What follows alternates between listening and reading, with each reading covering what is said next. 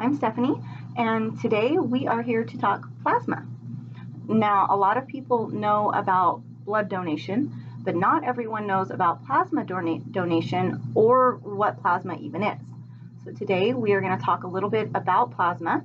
We're going to talk about what it is, what it's used for, why you would donate, the benefits of that, and basically just kind of give you an overall view of the donation process. First, we're going to start with the obvious and the basic, which is what is plasma? Plasma is actually found in your blood. And you can see here with this image from Grifols.com, which is kind of hard to read, so I will walk you through it. But plasma is in your blood. Your blood is actually made of 50% plasma, and of that 50%, about 93% of that is water, and about 7% of that is proteins. The other 50% of your blood is made up of 42% red blood cells, and then the very last little bit is going to be 8% white blood cells. Now, plasma can be used for many things. As far as your body goes, it is important for vital bodily functions, things like blood clotting and also preventing infections and fighting off infections. It is also, according to statnews.com, can be used in treatments for immune disorders. It can be used to treat respiratory and bleeding disorders. It can also be used in blood transfusion, and it can be used even for wound healing. Now, there are about 500 different types of proteins in your plasma, and about 150 of those proteins can actually be used to further diagnosis and used for treatments to treat, disorders and infections.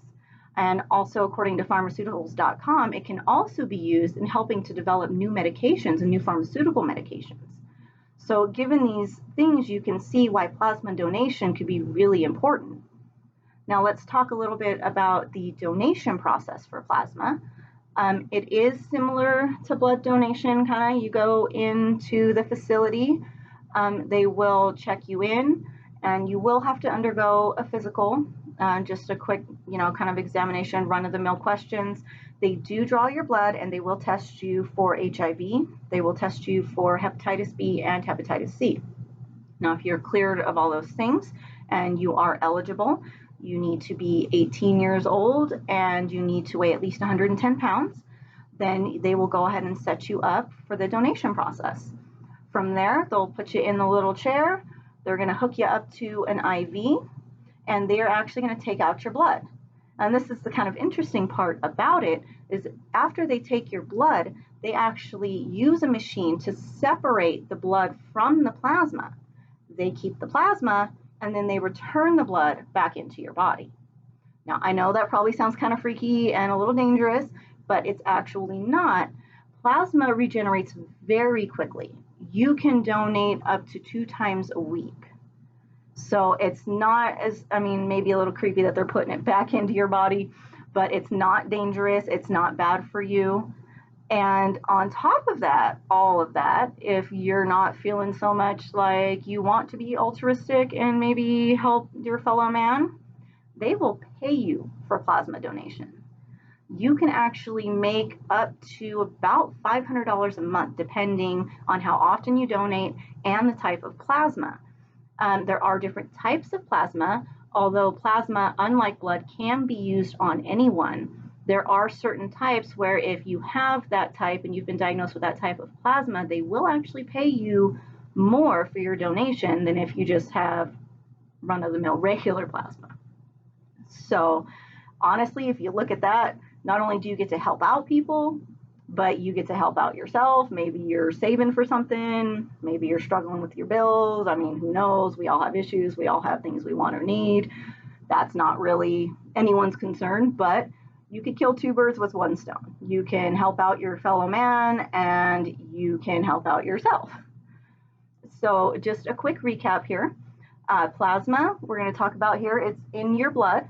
It is about 50% of your blood. Plasma donation, you go in, you pass a quick physical.